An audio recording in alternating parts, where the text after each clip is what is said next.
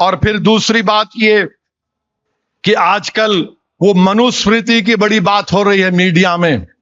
मेरे भी पेट में दर्द होता मैं नहीं बोला तो। मनुस्मृति के बारे में हम आरएसएस वालों से पूछ रहा हूं मैं,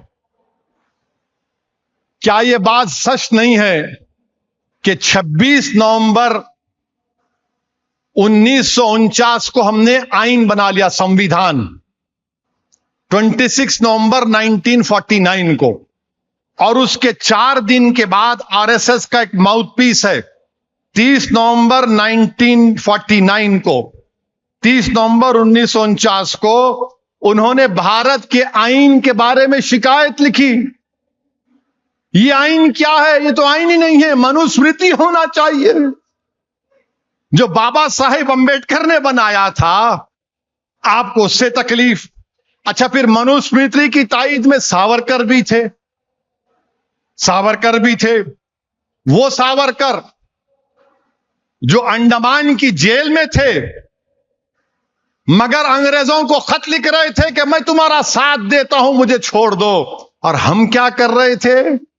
अल्लामा फजल खैराबादी रहमतुल्लाह अलैह जेल में थे मगर जेल की सोबतों को बर्दाश्त किया, अंग्रेजों को खत नहीं लिखा, लव लेटर नहीं लिखा। ये कौन थे? अल्लामा फजल खैराबादी, जिन्होंने अंग्रेजों के खिलाफ जिहाद का फतवा दिया था।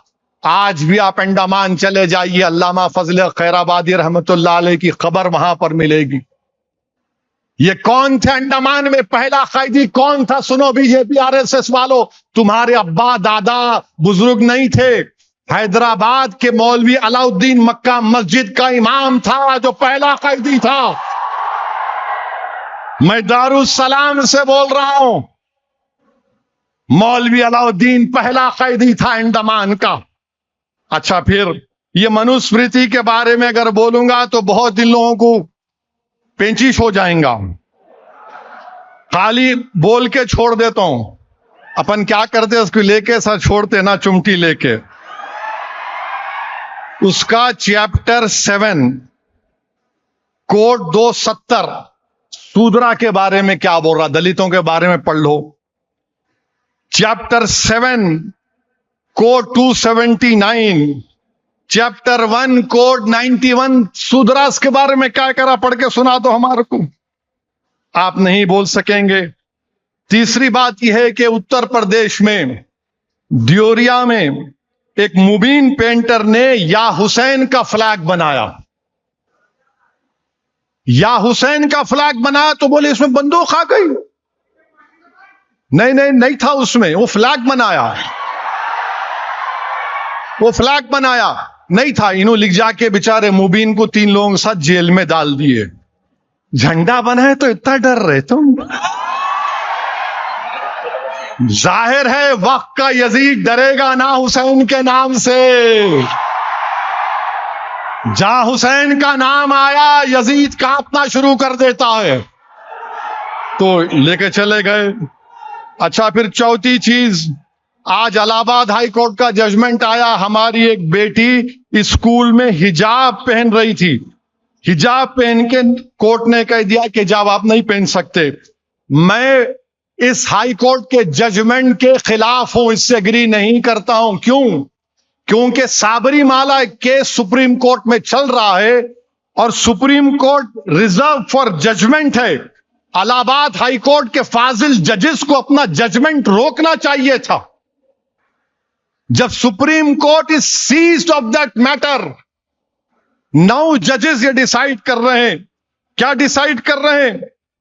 कि एसेंशियल क्या है, what is essentiality, what is essential, और फिर क्या रिलीजियस जो हमारी इबादतें हैं वो भी प्रोटेक्ट करेंगे नहीं करेंगे। और आज का फैसला ये भारत की आईन की दफा 25 और 19 के खिलाफ है।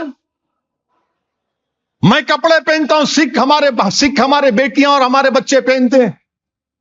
आप होते कौन है इस्लाम के एसेंशियलिटी को डिसाइड करने वाले? राइट टू प्राइवेसी को सुप्रीम कोर्ट ने कह दिया फंडामेंटल राइट। अरे मेरी प्राइवेसी है। और फिर आप उत्तर प्रदेश में सबसे कम खवातीन में हाई स्कूल में अगर कोई है तो मुस्लिम बच्चियां हैं, उनकी तालीम को आप रोक रहे हैं। और फिर सर पे अगर कोई हिजाब हमारी बेटी पहन रही है, सर पे पहन रही है, दिमाग पे नहीं पहन रही है, जिसके सर पे कोई बाल नहीं है वो एनकाउंटर करा रहा है। वो क्या क्या बातें करते हैं। तो इसलिए फैसला गलत है, बल्कि ये तो इस्लाम पर हमला है। यह फैसला इस्लाम पर हमला है। यह फैसला what is essential supreme court decide कर रहा है। आप एसेंशियलिटी आप क्यों डिसाइड करेंगे? मेरा मजहब है ना। मेरे अजीज दोस्तों और बुजुर्गों, फिर याद रखिए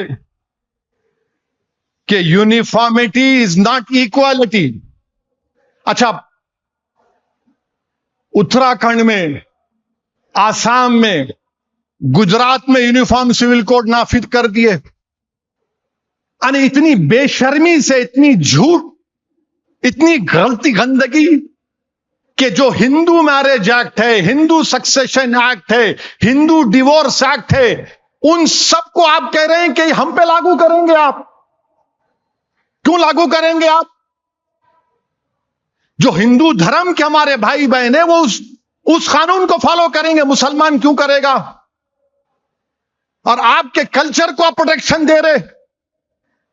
हिंदू मैरिज एक्ट मुझ पे लागू कर रहे, हिंदू डिवोर्स एक्ट उत्तराखंड, गुजरात, आसाम में लागू कर रहे।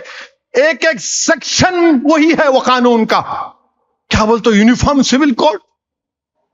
कौन सा यूनिफॉर्म सिविल कोड है ये तो हिंदू मैरिज एक्ट है, हिंदू डिवोर्स एक्ट है, हिंदू सक्सेशन एक्ट है।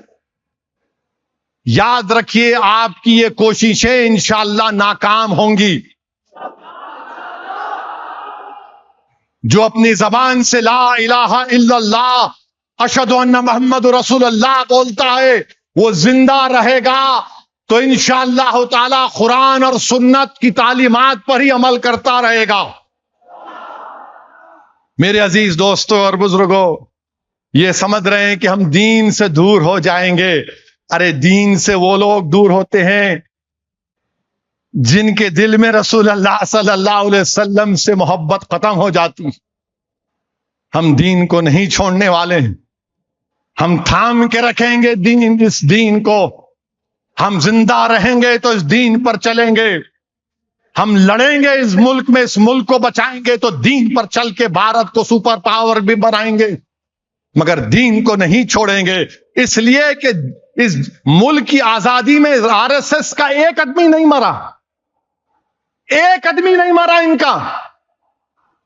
या तुर्रेबाज खान की लाश सुल्तान बाजार में 8 दिन तक लटकती रही।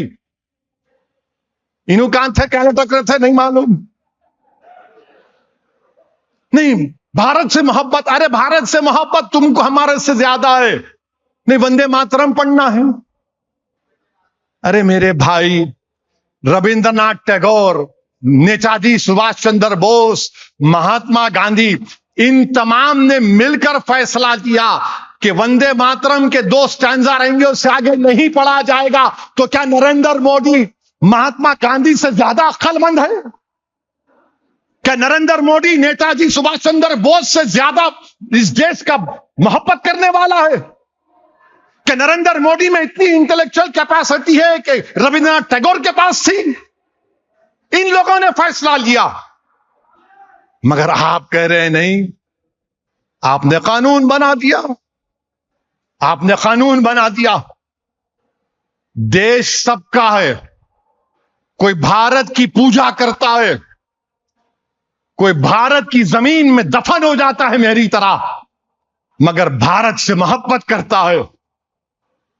ये देश सबका है। मगर आप कह रहे हैं कि भारत को खुदा मानो। मैं कैसे मानूंगा बताओ? मैं तो जमीन और आसमान के खालिक को अपना रब मानता हूं।